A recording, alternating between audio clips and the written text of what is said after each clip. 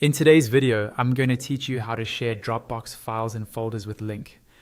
Sharing with a link is one of the easiest ways to let other people view or download your files without having to invite them directly to your Dropbox or manage complex permissions. I'll walk you through the whole process from inside your web browser, and by the end, you'll know exactly how to grab a shareable link and send it using any communication method you like.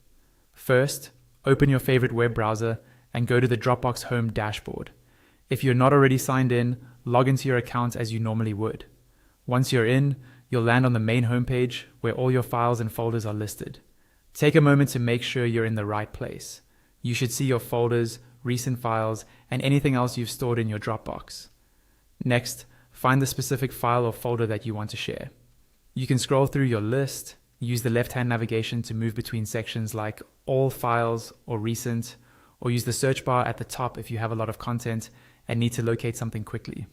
When you've found what you want to share, move your mouse over that file or folder. As you hover over it, you'll see several icons appear to the right. Look for the icon that lets you copy a link. Depending on your view, this usually looks like a small link or chain symbol, or sometimes it may be labeled clearly as copy link. Click on that icon.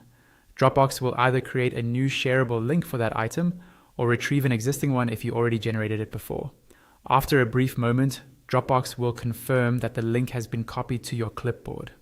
Now that you have the link, you can share it using any communication method you prefer. Open your email, a messaging app, a team chat tool, or even a document where you want to paste it. Click into the message field, right-click and choose Paste, or use your usual Paste keyboard shortcut. The link you just copied from Dropbox will appear there, ready to send. Before you share it widely, it's a good idea to think about who will have access once they receive that link. By default, most Dropbox share links allow people to view or download the content, but not edit it. If you need different permissions, you can manage those separately in Dropbox's sharing settings. Once everything looks good, send your message.